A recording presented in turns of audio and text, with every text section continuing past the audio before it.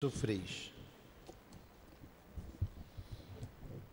Porém, os homens ingratos se afastaram do caminho largo e reto que conduz ao reino de meu Pai, e se extraviaram nos ásperos e estreitos caminhos da impiedade.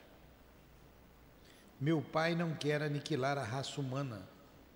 Ele quer que, ajudando-vos uns aos outros, mortos e vivos, isto é, mortos segundo a carne, porquanto a morte não existe, sejais socorridos, e que não mais a voz dos profetas e dos apóstolos, mas a voz daqueles que não estão mais na terra seja ouvida para vos bradar. Orai e acreditai, pois a morte é a ressurreição, e a vida é a prova escolhida durante a qual vossas virtudes cultivadas devem crescer e se desenvolver como cedro. Homens fracos, que percebeis as trevas das vossas inteligências, não afasteis a tocha da clemência divina, colocada em vossas mãos, para aclarar o caminho e vos conduzir, filhos perdidos, ao regaço de vosso Pai. Sinto-me cheio de compaixão pelas vossas misérias, pela vossa imensa fraqueza, para deixar de estender a mão segura aos infelizes extraviados, que, vendo o céu, caem no abismo do erro. Acreditai, amai, meditai nas coisas que vos são reveladas. Não mistureis o joio com o bom trigo, as utopias às verdades. Espíritas, amai-vos, eis o primeiro ensinamento. Instruí-vos, eis o segundo. Todas as verdades se encontram no cristianismo. Os erros que neles criaram raízes são de origem unicamente humana. E eis que do outro lado do túmulo, onde acreditáveis que nada existia, vozes vos gritam: irmãos, nada morre. Jesus Cristo é o vencedor do mal. Sedes vencedores da impiedade. Mestre Jesus, rogamos a tua ajuda para este momento de estudo, a tua inspiração, a tua proteção, a inspiração do nosso Leon Denis e dos guias da nossa casa de amor, do altivo, com a coluna de espíritos que sustenta o nosso SEAP. Em nome desses irmãos queridos, das irmãs, em nome do amor que vibra em nossa casa, em nome do nosso amor, Lourdinha, pedimos então a Ti, Jesus, a devida permissão para iniciarmos os estudos da manhã de hoje. Em nome de Deus acima de tudo, que assim seja.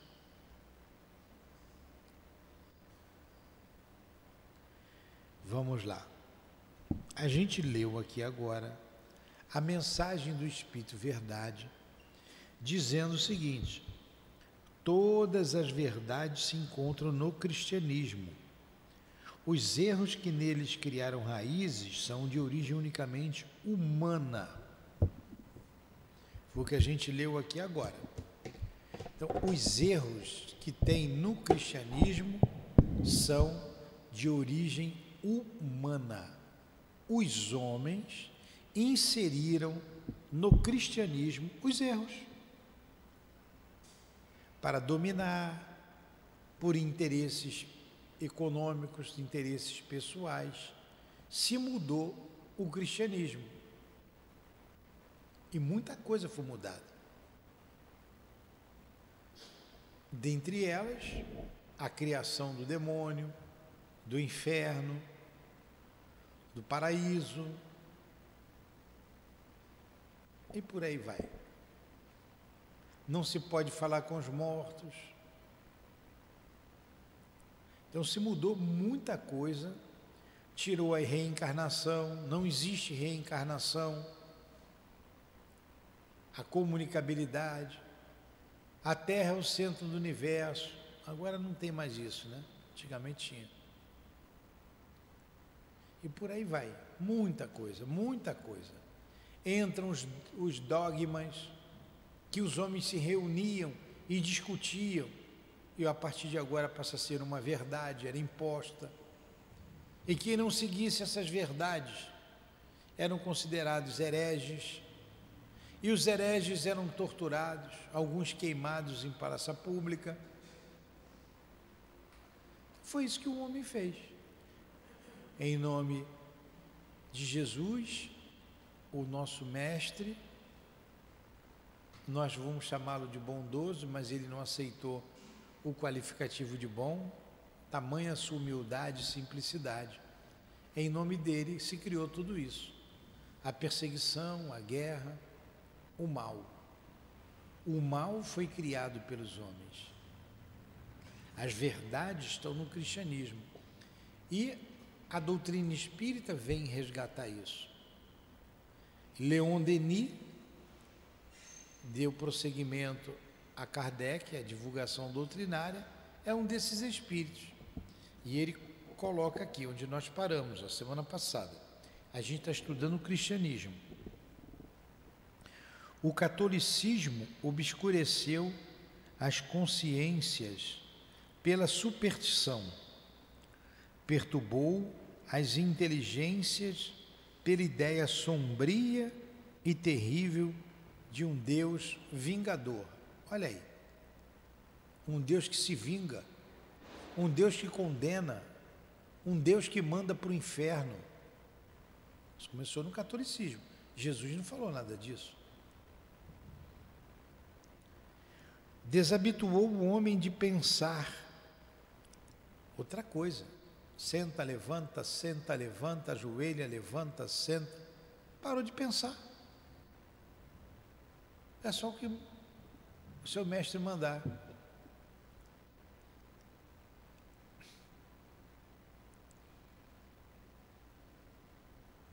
Desabituou o homem de pensar, ensinou-lhe a abafar suas dúvidas e aniquilar sua razão e suas mais belas faculdades, a se afastar de todos aqueles que procuravam livre e sinceramente a verdade, a estimar somente aqueles que carregavam o mesmo jugo que ele. Depois, ao lado do ensino errôneo, os abusos sem conta, as preces e as cerimônias tarifadas, a taxa dos pecados, que é a indulgência, enfim, os dogmas da Imaculada Conceição e da infabilidade papal.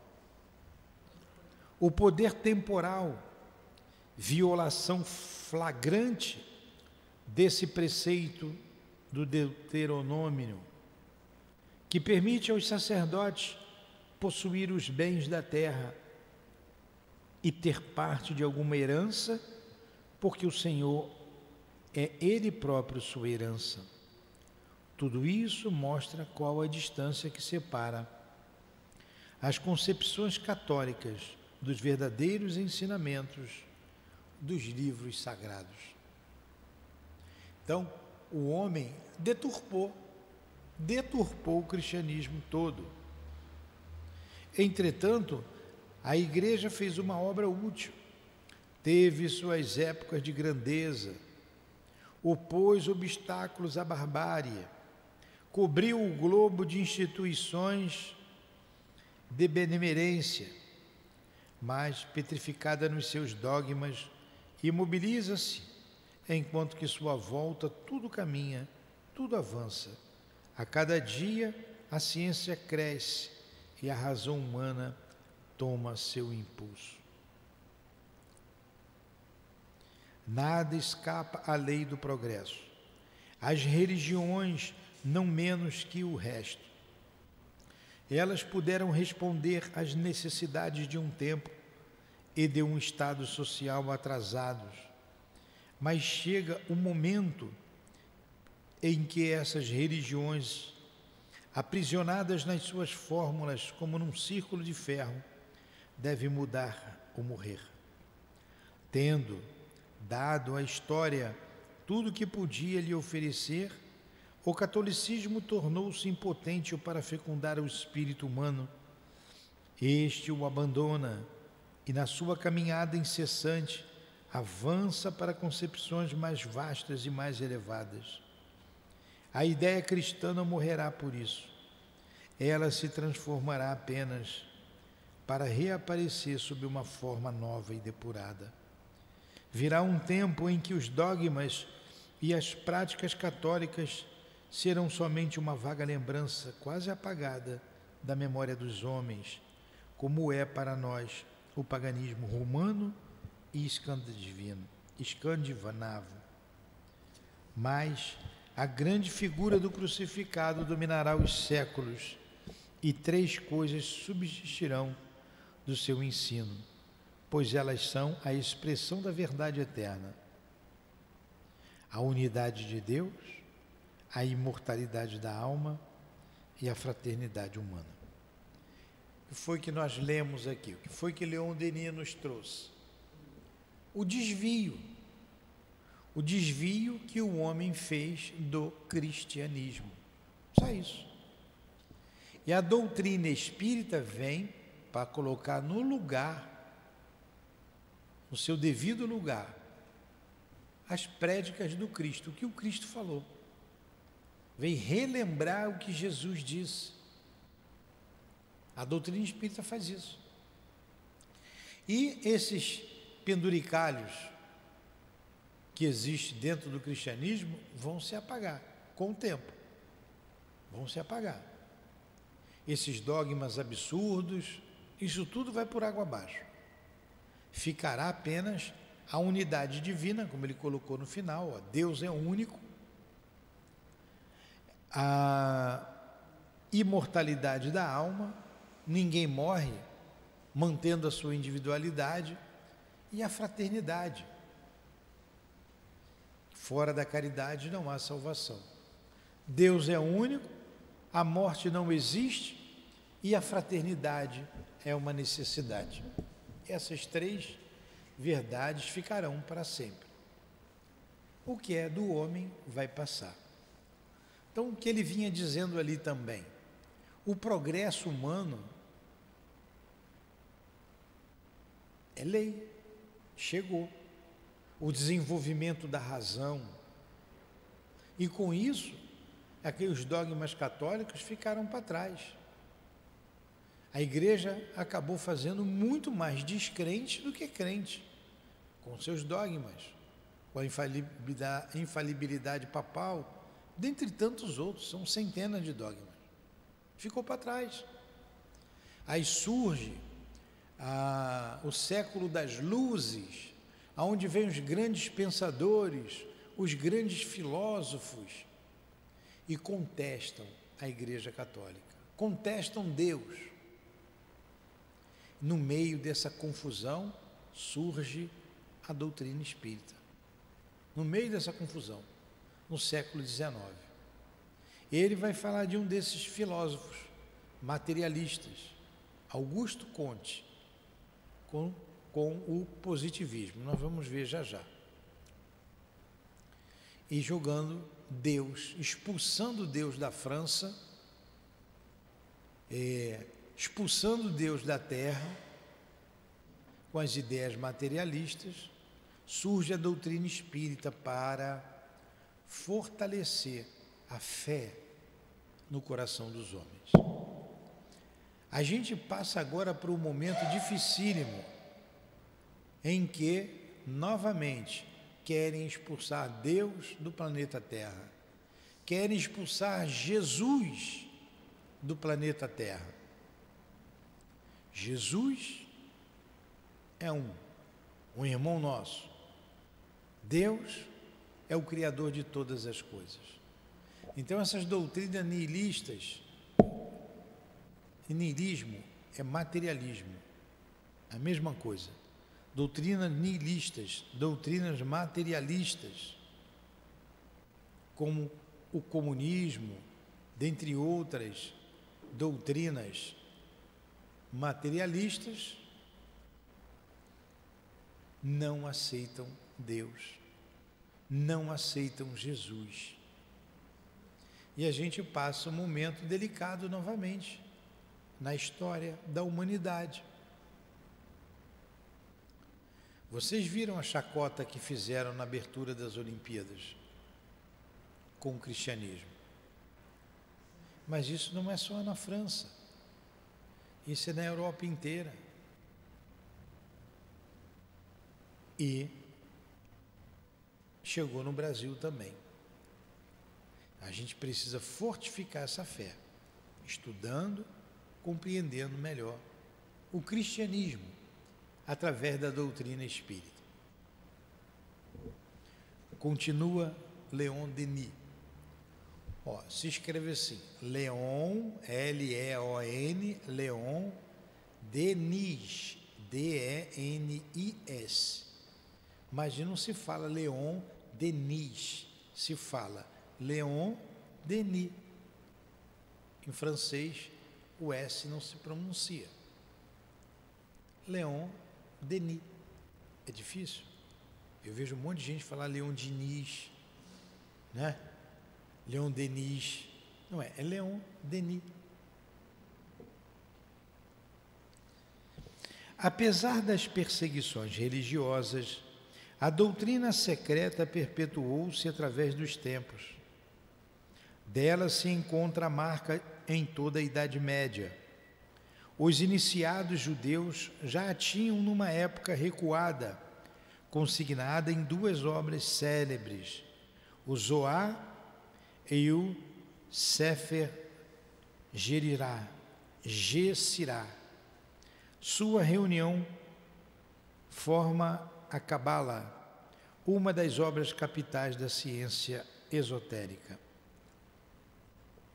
Então, os judeus, com a Cabala, que tem até hoje, conservam esses ensinamentos da doutrina secreta. A gente vem estudando esses ensinamentos. Nós vimos ali que Kardec juntou em feixes esses ensinamentos. Isso é compilar. E nós vimos esses ensinamentos secretos que Jesus abriu sobre a imortalidade, comunicabilidade, imortalidade, pluralidade dos mundos habitados, unicidade de Deus e outras. Essas são as principais, tem muitas outras. Em todas essas doutrinas secretas, bem antes do Cristo, bem antes. Milênios antes se falava isso na Grécia, na Índia, no Egito. Com os judeus, na antiga Palestina, com os celtas, que nós estudamos até agora. O cristianismo primitivo traz dela uma forte marca. Os primeiros cristãos acreditavam na pré-existência e na sobrevivência da alma em outros corpos, como no caso acontecido com Jesus, sobre João Batista e sobre Elias. E essa pergunta feita pelos apóstolos a propósito do cego de nascença, o qual parecia ter sido atraído a essa punição pelos pecados cometidos antes de nascer. A ideia da reencarnação era tão disseminada entre o povo judeu que o historiador Joseph reprova aos fariseus do seu tempo de só admitir a transmigração das almas em favor das pessoas de bem. É o que chamavam de Gilgul, ou a circulação das almas. Então, a reencarnação era um entendimento entre os cristãos antigos. Por que a Igreja Católica não fala da reencarnação abertamente? Por que as igrejas evangélicas não falam da reencarnação abertamente? Já que Jesus falava, o homem é que desviou. E como não querem pensar, diz que aqui é coisa do demônio. Ele colocou, quando Jesus afirmou que João Batista era a reencarnação de Elias, Jesus falou abertamente da reencarnação. Quando Jesus falou que Nicodemos tinha que nascer de novo, ele estava falando abertamente da reencarnação. E por interesses pessoais, por interesses econômicos, riqueza, a gente vê o poder na mão desses que professam o cristianismo, riqueza e poder, desvirtuaram.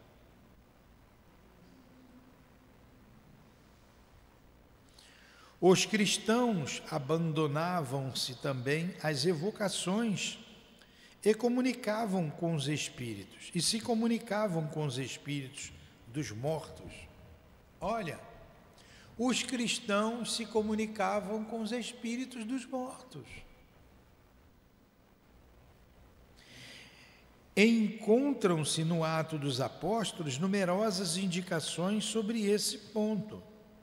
São Paulo, na primeira epístola aos Coríntios, descreve sob o nome de dons espirituais todos os gêneros de mediunidade. Ele se declara instruído diretamente pelo Espírito de Jesus na verdade evangélica.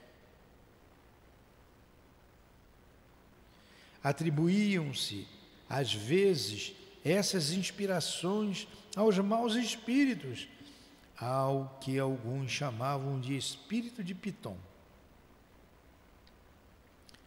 Meus bem-amados, dizia João, o evangelista, não creiam em todos os espíritos, mas verifiquem se os espíritos são de Deus.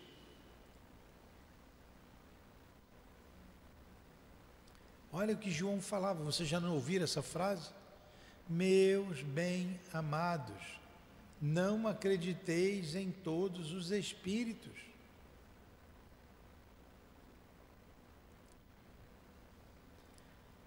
Verifiquem se os espíritos são de Deus, se são bons espíritos ou maus espíritos. Então os cristãos conversavam com os espíritos. Paulo de Tarso falava da mediunidade, chamava dos dons espirituais, cada um tinha o seu dom. Então Paulo de Tarso falava que Jesus o inspirava. Jesus era o guia de Paulo. Como que não conversava com o espírito? Como que não conversavam com os mortos? Se está tudo escrito ali, por mais que tenham mudado as escrituras, porque mexeram e mexeram muito, não conseguiram tirar tudo. Está claro. Está ali, está escrito. Não lê quem não sabe ler. Ou não quer ler, ou não quer interpretar.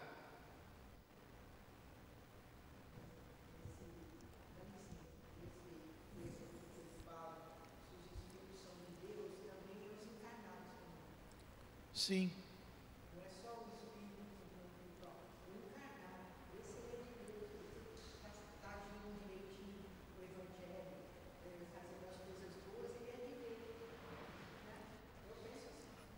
Isso mesmo. As práticas espíritas estiveram em uso durante vários séculos. Quase todos os filósofos de Alexandria, Filon, Amônios, Plotino, Porfírio, Arnaud, se dizem inspirados por gênios superiores. São Gregório Taumaturgo recebe os símbolos da fé do Espírito de São João. A escola de Alexandria na Grécia, viu?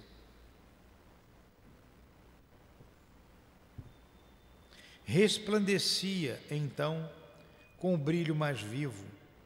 Todas as grandes correntes de pensamento humano pareciam ali se reunirem e se confundirem.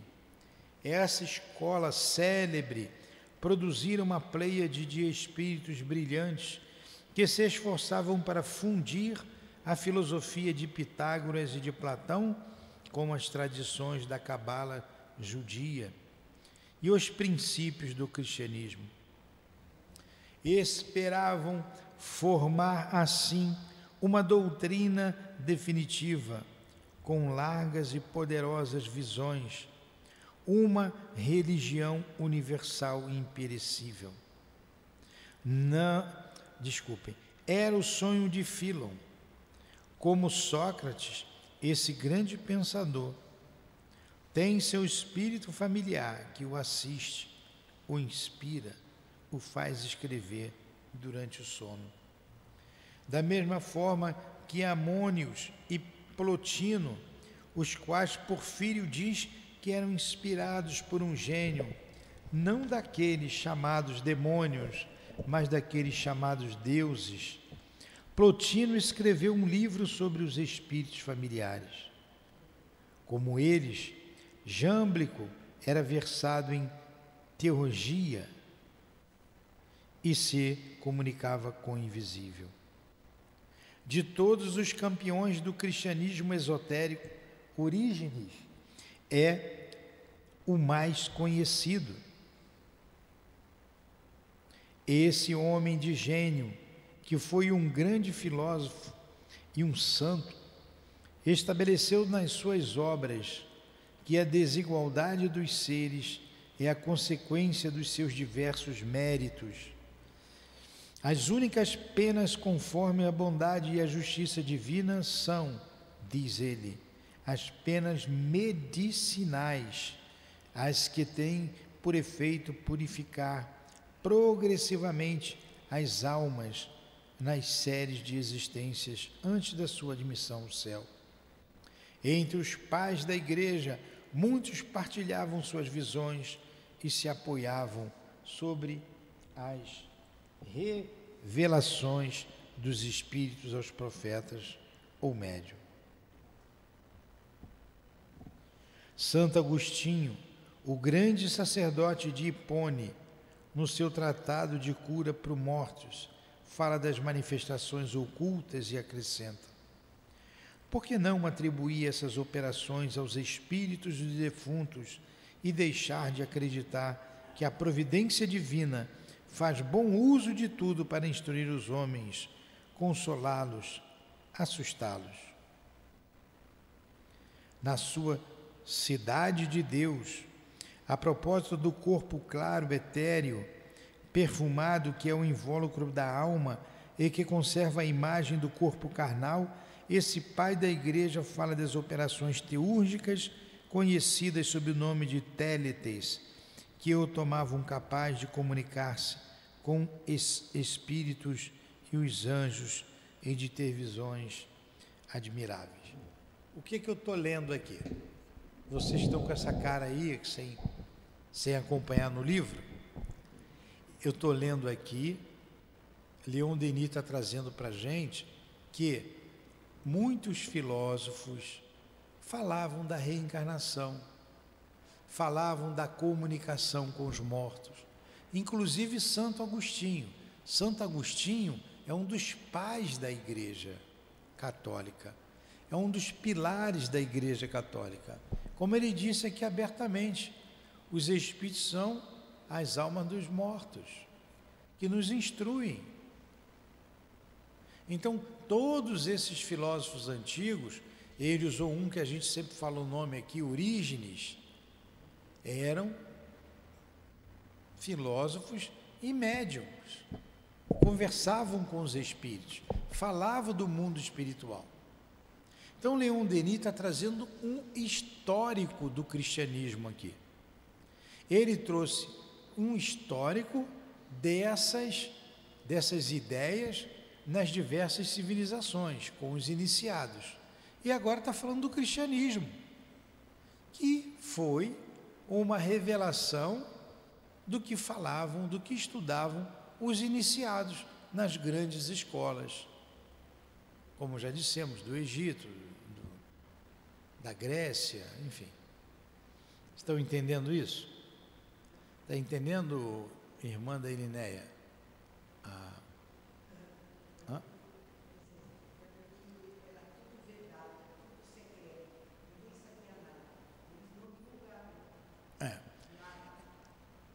Era chamada doutrina secreta.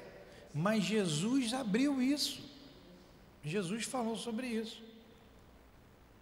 Mas os homens desvirtuaram e vem agora o Espiritismo dizer a verdade. Olha, a verdade é essa. Tudo bem até aí? Alguma pergunta? Estão prestando atenção? É.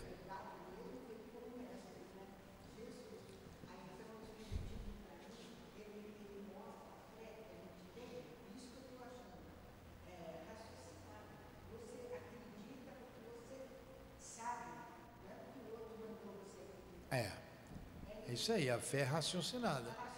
Ela veio ao encontro da razão. A propósito da pluralidade das vidas, que é a pluralidade das vidas, a reencarnação, afirmada por Orígenes, por Agostinho, assim se exprime nas suas confissões. Minha infância não se sucedeu a uma outra morte antes dela? Mesmo antes desse tempo tive eu em algum lugar? Eu era alguém? Esta outra passagem de suas obras nos parece ainda mais significativa. Tenho uma certeza de encontrar nos platônicos muitas coisas que não repugnam os nossos dogmas. Essa voz de Platão, a mais pura e a mais brilhante que tem havido na filosofia, foi encontrada na boca de Plotino, tão semelhante a ele, que pareciam contemporâneos e, entretanto, bem afastados pelo tempo, para que o primeiro dos dois pareça ter ressuscitado no outro. Então ele está falando assim, parece que Plotônio é a reencarnação de Platão, de tão semelhante à filosofia dos dois. Platão falava abertamente da reencarnação, o grande filósofo, discípulo de Sócrates. Sócrates falava dos espíritos, do mundo espiritual. São Clemente de Alexandria e São Gregório de Nice exprimiam no mesmo sentido. Esse último expõe que a alma imortal deve ser curada e purificada, e se ela não foi na sua vida terrestre, a cura se opera nas vidas futuras e subsequentes. Em muitos lugares, os espíritos combatiam o dogmatismo nascente na igreja, e sustentavam os heresiarcos. Lamentavam-se de que os ensinos tão simples do Evangelho fossem obscurecidos pelos dogmas inventados e impostos à crença, apesar das revoltas da razão. Levantavam-se contra o luxo já escandaloso dos sacerdotes. Essas revelações tornaram-se outros tantos entraves para a igreja oficial. Os heréticos auriam aí seus argumentos e sua força. A autoridade do sacerdócio fora abalada. Por isso, o que a igreja fazia? Ela combatia aqueles que pensavam contra ela. Ela chamava de herético, de hereges, e eles eram condenados por heresia. E o que é uma heresia? É você ir contra um dogma da igreja. Falar com os mortos era proibido. Aí os médiuns que falavam com os mortos eram caçados, torturados e mortos pela própria igreja. Porque não podia. Não podia ter visões. Quem via espírito, às vezes, o pai, a mãe, muito ignorante, levava o filho, a criança ainda, para a igreja, porque ela via os espíritos, ela ouvia. E lá essa criança era torturada e morta. Torturada e morta. Hoje ainda a gente atende aqui espíritos torturados e mortos pela igreja na Inquisição. Espíritos, como diz eles, eu era uma criança, a minha mãe, meus pais me levaram, me entregaram aquele padre. O padre hoje está num corpo de mulher. O padre hoje está sofrendo. Mas o padre foi cruel, foi duro. E o espírito reclama: olha o que ele fez comigo. Eu não enxergo. Ele furou os meus 2 olhos. Ele me cegou. Por isso eu estou atrás dele. Olha os meus pulsos. Ele quebrou os meus pulsos, meus joelhos. Ele é mau, ele é ruim. Agora ele está arrependido? Olha quanto mal ele me fez. A gente vê isso hoje aqui ainda, hoje. Os médiuns que chegam aqui doentes, mal, que a gente vai atender, esses espíritos se manifestam, dizendo: você está com pena dele? Você quer ajudar ele? Olha o que ele fez comigo. Ele me separou da minha família. Eu não vejo a minha família. Isso foi lá, 400, 300, 400, 500 anos atrás. Continua ainda hoje a perseguição. Tem espíritos ainda presos, algemados, amarrados, nos porões das igrejas da Espanha e de Portugal.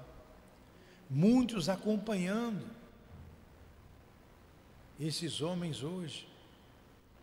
Às vezes a gente sai para socorrer um lugar, uma casa, um comércio, e a gente vai e vê esses espíritos ali, porque está dando tudo errado na vida da pessoa.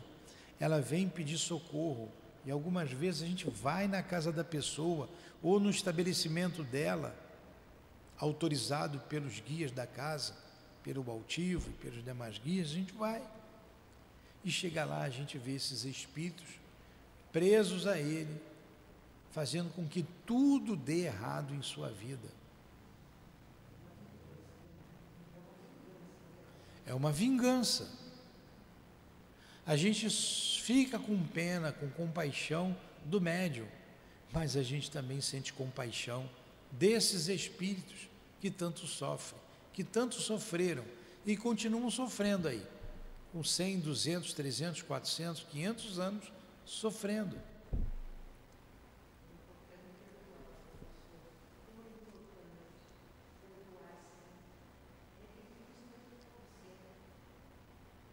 Pois é. Então, eles fizeram isso por quê? Para acabar com os médiuns, para dizer, aí as pessoas tinham medo. Vocês não têm medo ali de entrar lá na comunidade de noite? Não tem medo? Por causa do tráfico, por causa da milícia? Todo mundo não tinha medo da milícia? Agora tem medo do tráfico. Todo mundo tinha medo da igreja, porque ela perseguia, julgava, perseguia, prendia, julgava, torturava, matava. Aí está cheio de padre enrustido hoje aí, em corpo de mulher, em corpo de homem. Freiras que ajudavam esses padres. Tudo para dizer, não existe vida, a vida não continua, ou vai para o céu ou vai para o inferno. Quem diz a verdade é a Igreja Católica. Não pode se comunicar com os espíritos, não existe isso, porque quem morreu ou está no inferno ou está no céu. Se está no inferno está preso, se está no céu não sai de lá para cá. Então quem fala é o demônio. Só o capeta que está solto por aí. Vocês escutam isso hoje ainda. Esse absurdo vocês escutam hoje. Quanta ignorância. Vocês precisam se libertar disso. Acreditar no que estamos falando. acreditar em Jesus, acreditar em Deus, acreditar na voz dos Espíritos do Senhor.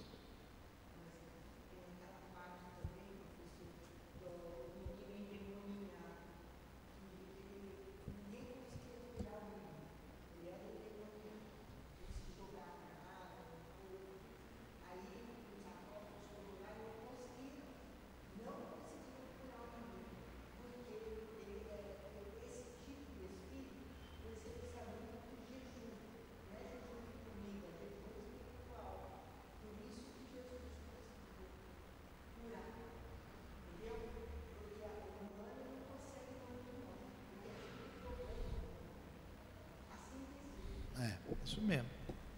Vamos lá.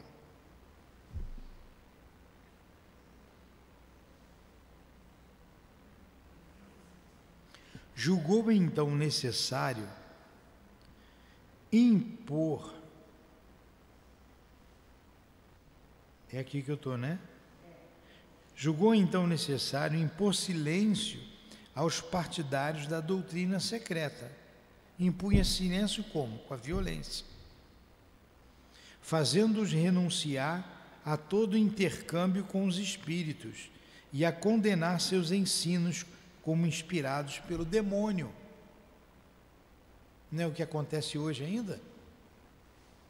É a partir desse dia que Satã tomou uma importância cada vez maior na religião cristã. Aí Satanás passou a ser mais importante. Você vê na igreja falar mais do capeta do que de Deus. E a pessoa tem a consciência pesada, fica com medo. A igreja declarou ser a única profecia viva e permanente, a única intérprete de Deus. Orígenes e os gnósticos foram condenados pelo Concílio de Constantinopla. A doutrina secreta desapareceu com os profetas e a Igreja pôde cumprir a sua vontade, a obra de absolutismo e de imobilização. Viu-se então os padres romanos perderem de vista a luz de que Jesus trouxera a este mundo e recair na obscuridade. A noite que queriam para os outros fez-se neles próprios. O templo não foi mais, como nos tempos antigos, o asilo da verdade. Essa abandonou os altares para procurar um refúgio secreto. Desceu até as classes pobres.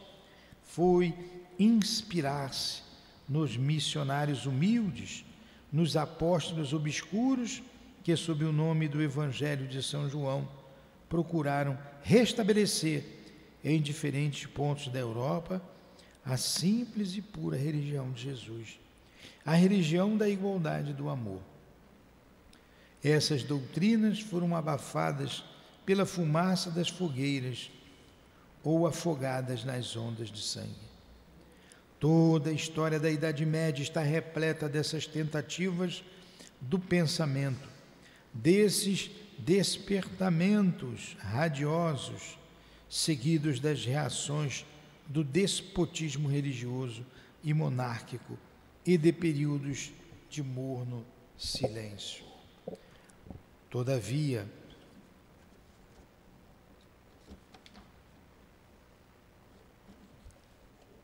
a ciência sagrada estava guardada sob aspectos diferentes por várias ordens secretas. O que eu li aqui foi o que eu acabei de falar. Foi a repressão contra aqueles que contra os médiuns, contra aqueles que falavam da vida futura, da reencarnação e que conversavam com os espíritos. Os alquimistas, os templários, os Rosa-Cruzes conservaram delas os princípios.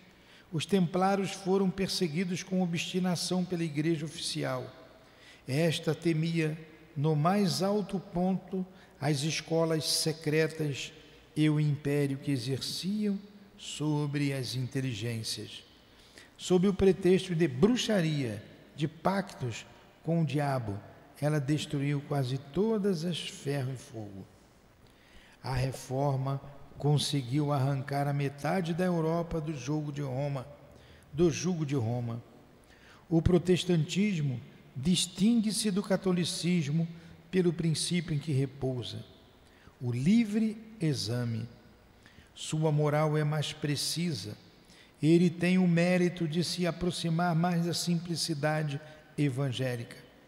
Mas a ortodoxia protestante não poderia ser considerada como a última palavra da renovação religiosa, em razão de seu apego exclusivo à letra que mata e à bagagem dogmática que conservou em parte. Então, o que ele diz aí? Vem um protestantismo, que foi a reforma católica, a primeira reforma, com Calvin na França, com Martinho Lutero na Alemanha. Foi um passo adiante, vivendo novamente o cristianismo primitivo, com a sua simplicidade, mas a ortodoxia religiosa fez com que também tomasse um rumo diferente. Hoje você tem, dentro do protestantismo, as centenas e centenas de igrejas protestantes ou evangélicas. Isso. Eles são os protestantes. Só que tudo se desvirtuou novamente. Não era assim com Lutero, com Calvin. Hoje está essa bagunça aí. Apesar dos esforços da teocracia, a doutrina secreta não se perdeu. Ela ficou durante muito tempo escondida de todos os olhares. Os concílios e os agentes inescrupulosos do Santo Ofício acreditaram tê-la sepultado para sempre.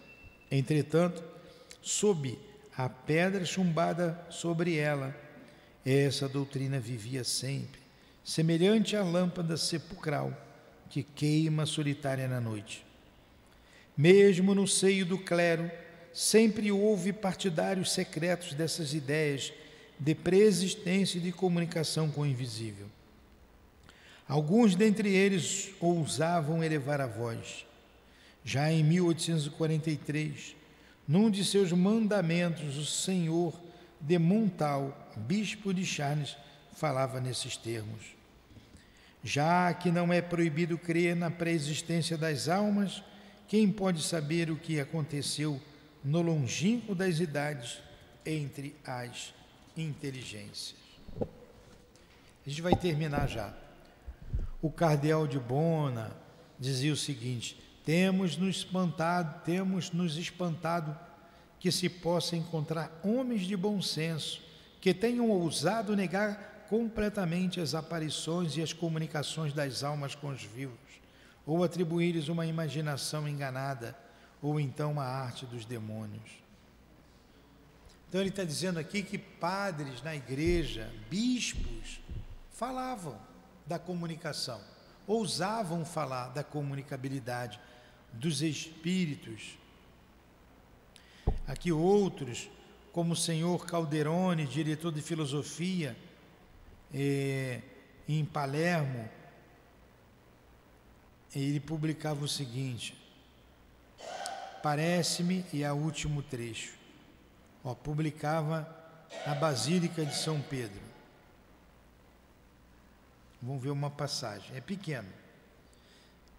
Parece-me que se pudesse propagar a ideia da pluralidade das existências para o homem, tanto nesse mundo quanto nos outros, como um meio admirável de realizar os esboços misericordiosos de Deus, na expiação ou purificação do homem, no objetivo de torná-lo, enfim, digno dele e da vida imortal dos céus, já teríamos dado um grande passo. Pois bastaria isso para resolver os problemas mais confusos e os mais árduos que agitam atualmente as inteligências humanas. Quanto mais penso nessa verdade, mais ela me parece grande e fecunda em consequências práticas para a religião e a sociedade. Assinado Luiz arcebispo. Então a gente está vendo aqui um arcebispo falando que seria muito bom, resolveria uma porção de problemas se falasse abertamente da reencarnação, da pluralidade das existências nas igrejas. Vocês não tenham dúvidas, as igrejas vão falar da reencarnação. Ou elas falarão, ou elas acabarão. As igrejas falarão abertamente da comunicação com os chamados mortos. Ou elas falarão, ou elas acabarão, elas fecharão. Esses homens que estão podres de rico, com a ignorância dos seus fiéis, desaparecerão. Desaparecerão. As igrejas devem falar como nós aqui falamos, abertamente da reencarnação, abertamente da imortalidade da alma, abertamente da comunicabilidade. Se eles pudessem,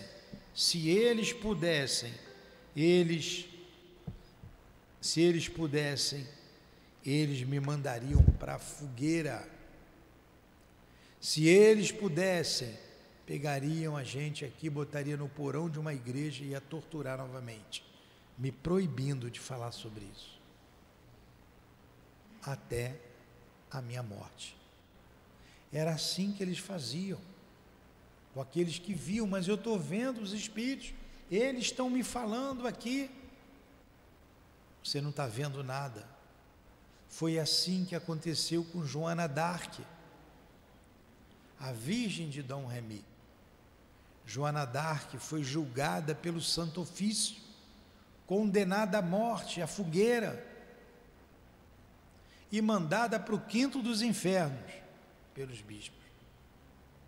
Mais tarde, já no século XX, 1900 e pouco, a própria igreja tira Joana d'Arc do inferno e diz que ela está no céu, e canoniza, e ela passa a ser santa, santifica.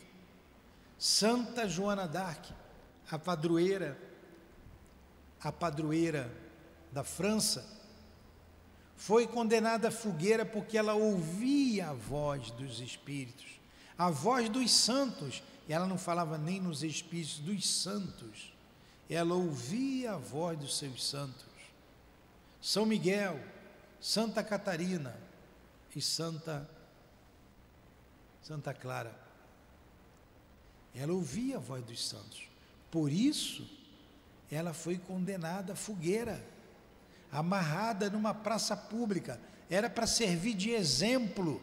Olha, ela escuta a voz dos mortos, ela é uma herege, ela é filha do demônio, ela está se fazendo de boazinha, mas ela é filha do demônio e vai ser queimada viva.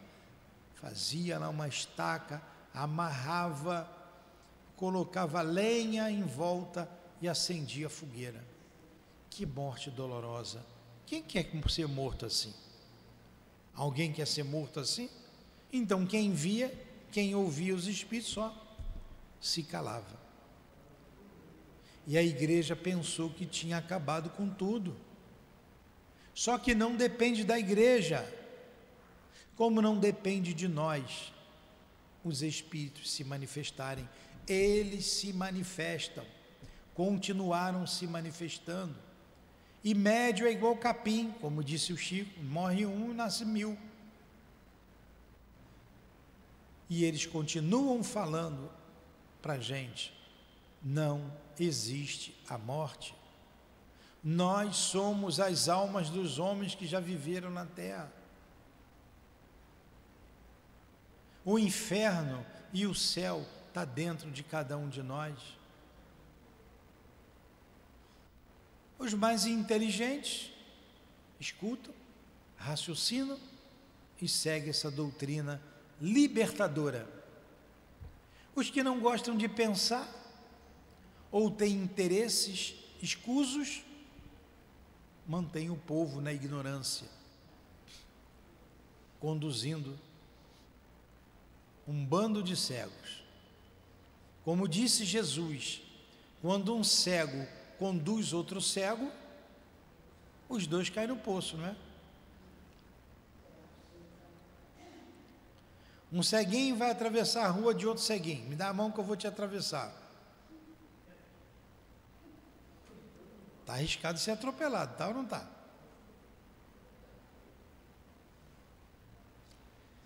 Então, obrigado por terem a paciência de nos ouvir durante 1 hora. Obrigado. Que Deus abençoe vocês. Vocês vão para casa com a certeza de que aprenderam coisas boas, úteis e verdadeiras.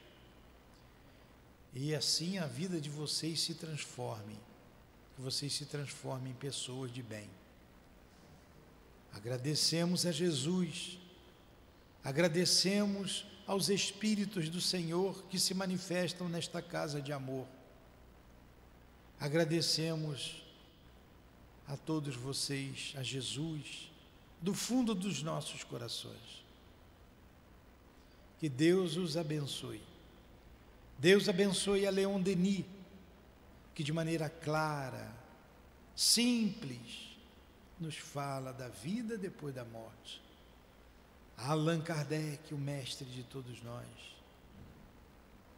Agradecemos ao amor que vibra nesta casa e contagia o nosso coração, alimentando as nossas almas. Que possamos retornar aos nossos pontos de origem, alimentados por este sentimento, mantendo e segurando conosco a paz interior, o equilíbrio, a serenidade.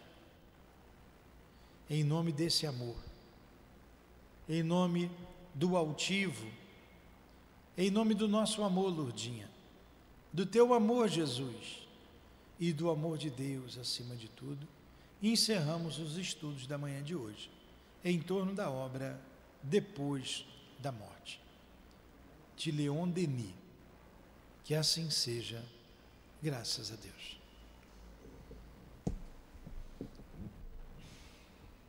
CEAP, Centro Espírita Altivo Panfiro. Uma casa de amor.